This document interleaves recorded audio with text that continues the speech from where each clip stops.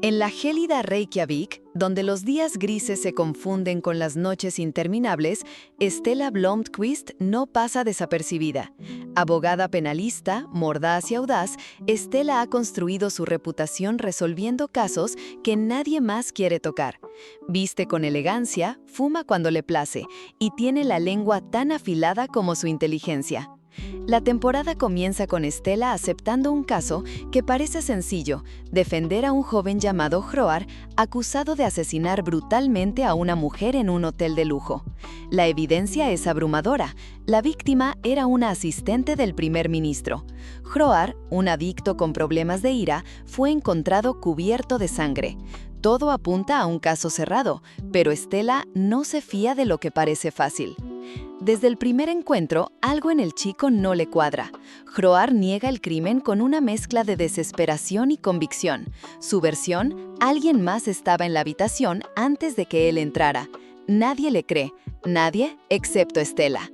Mientras prepara la defensa, Stella empieza a notar detalles que no encajan: la rapidez con la que la policía cerró el caso, el interés inusual de altos cargos del gobierno y la prensa filtrando información antes de que ella pudiera revisarla.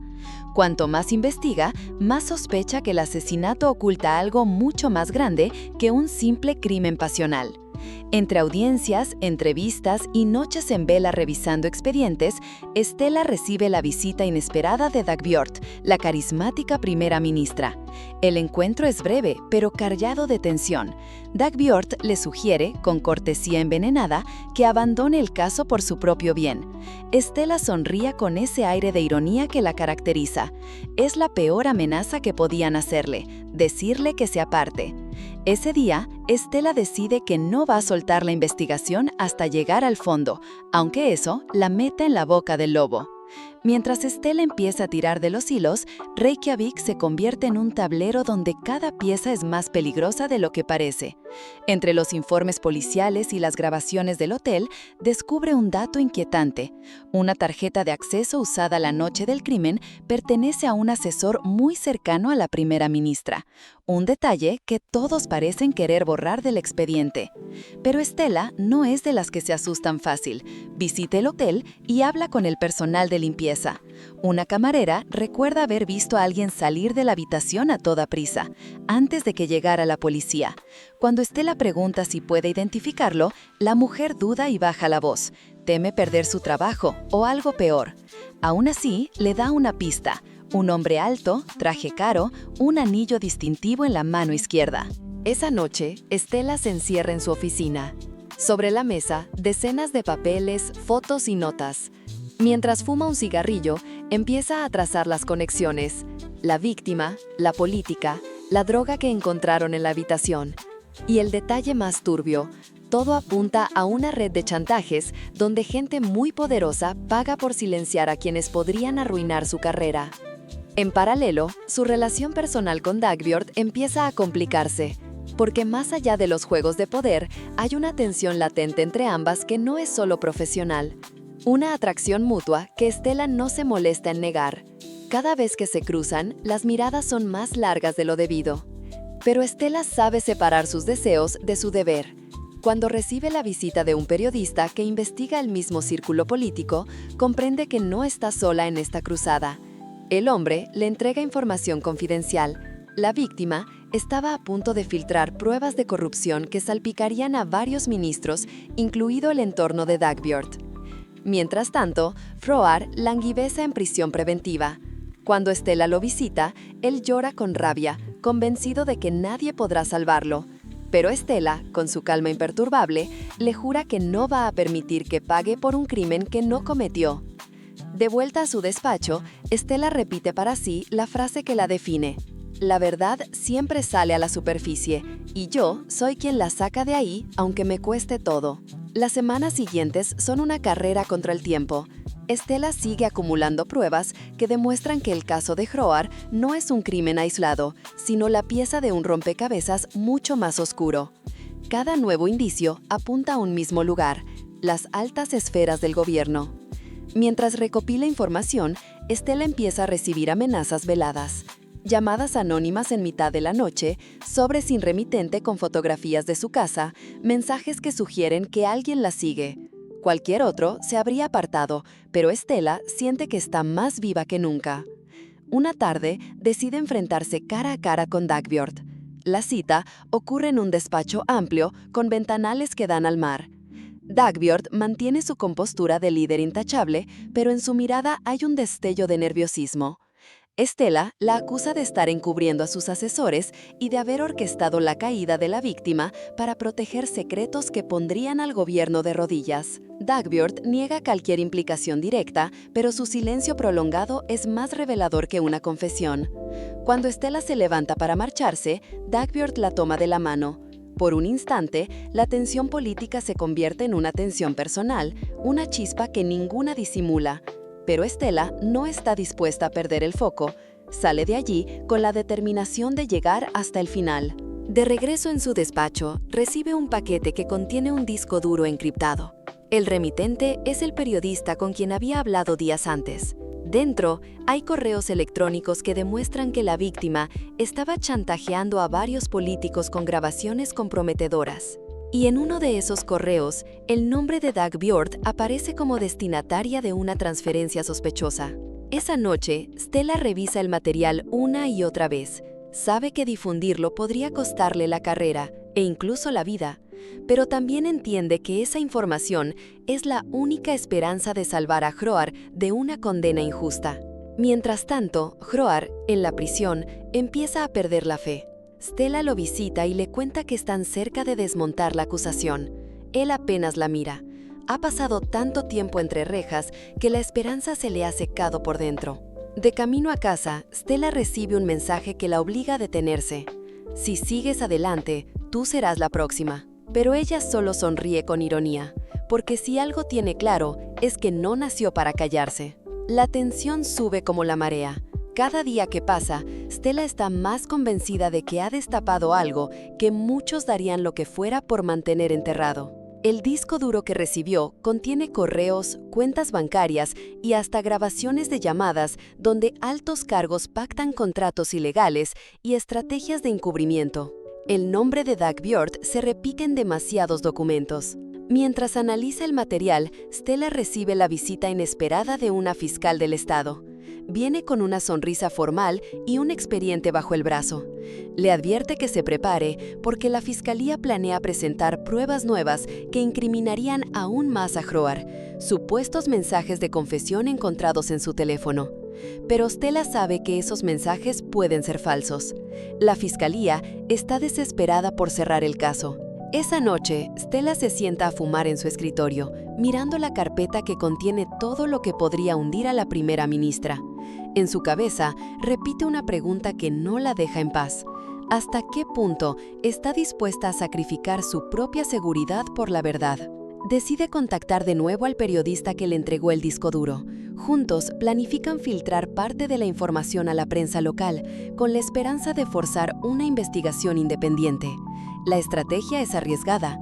Si algo sale mal, ella puede acabar procesada por difamación o destrucción de pruebas. Pero Stella nunca ha sido de las que retroceden cuando la presión aumenta. Mientras tanto, su relación con Dagbjörd se vuelve un laberinto emocional, porque más allá de la corrupción y las mentiras, la atracción entre ellas es innegable. Una noche, Stella recibe un mensaje de Dagbjörd pidiéndole encontrarse a solas. La cita ocurre en un apartamento discreto. Allí, la primera ministra la mira con los ojos cansados de quien lleva demasiado tiempo sosteniendo un edificio de secretos. ¿Por qué no puedes dejar esto en paz?, le pregunta con voz quebrada. Porque es la verdad, responde Stella. Se besan con la urgencia de quienes saben que todo está a punto de derrumbarse. Pero incluso en ese momento, Stella comprende que no puede dejar que los sentimientos la distraigan de su propósito. Al amanecer, se viste en silencio. Antes de irse, Dagbjörd le suplica que piense bien en lo que va a hacer.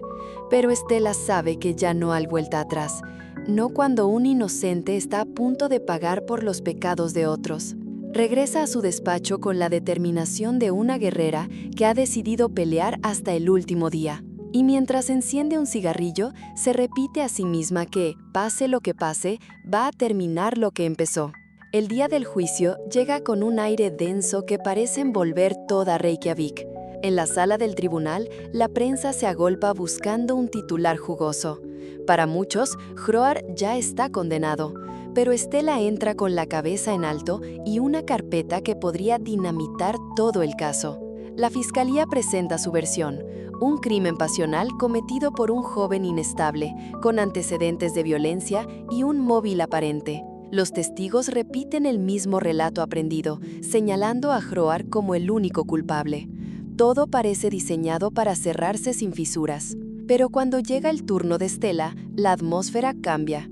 Con su voz firme y su mirada directa, desmonta cada argumento. Muestra las inconsistencias de la investigación policial, pruebas manipuladas, testigos presionados, registros incompletos. Luego, como un golpe calculado, revela fragmentos de los correos del disco duro. Ante los jueces y la prensa, pronuncia los nombres de los funcionarios implicados en la red de corrupción. Un murmullo recorre la sala. La fiscalía se revuelve incómoda. Entre el público, Dagbjörn asiste en silencio, con el rostro imperturbable y los labios tensos. Durante un instante, sus miradas se cruzan. Stella percibe algo que no es miedo ni rabia, es la tristeza de saber que ya no hay nada que pueda evitar el colapso. Cuando termina su alegato, la jueza ordena un receso para deliberar sobre la admisibilidad de las nuevas pruebas. Stella sale al pasillo, donde la prensa se le echa encima. No contesta preguntas, solo camina con calma, consciente de que ha puesto en marcha algo imposible de detener. Mientras espera, recibe un mensaje de Dagbjörn: no tienes idea de lo que acabas de provocar. Pero Stella sí lo sabe. Ha encendido una mecha que puede arrasar no solo la carrera de la primera ministra, sino todo el sistema que ella representa. Al reanudarse la audiencia, la jueza anuncia que las pruebas serán admitidas como indicio de una investigación paralela por obstrucción de la justicia. El caso contra Hroar queda suspendido hasta que se aclaren los nuevos elementos. El joven rompe a llorar, convencido por fin de que alguien le ha creído. Stella lo observa con una mezcla de alivio y agotamiento. En su interior, sabe que esta victoria no es el final, sino el comienzo de una guerra más grande. Esa noche, regresa a su despacho, se sirve un vaso de whisky y apaga el teléfono. Mientras mira por la ventana la ciudad iluminada, repasa todo lo que ha perdido y ganado. Y aunque el futuro sea incierto, hay algo que la sostiene, la certeza de que eligió no callar. Los días que siguen al juicio son un terremoto mediático. La prensa islandesa convierte a Stella en una figura pública, mitad heroína, mitad villana. Algunos la llaman la abogada incorruptible, otros una oportunista que busca fama. Pero ella no pierde un minuto en explicaciones, tiene asuntos más importantes que atender.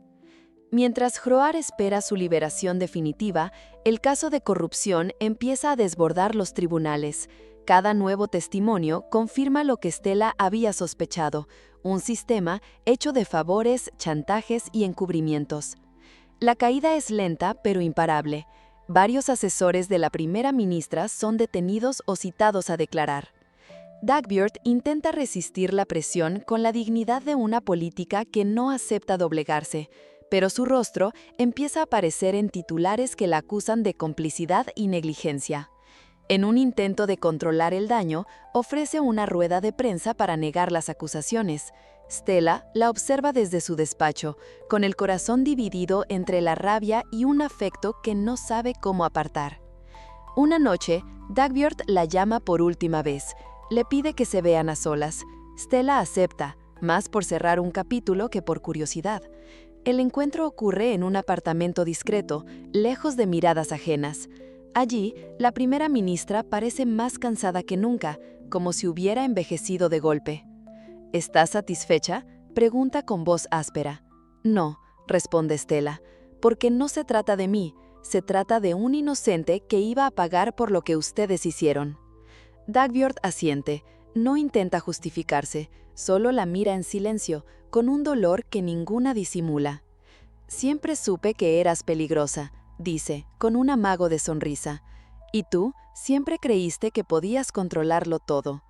Por un instante, se quedan tan cerca que todo lo demás desaparece. Es un momento suspendido, donde la atracción y la culpa se mezclan.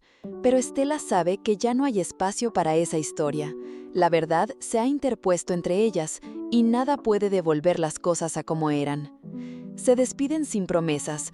Al salir, Stella respira hondo, como si la noche helada fuera lo único capaz de calmar su pulso. En los días siguientes, Hroar es liberado. Stella lo acompaña fuera del tribunal.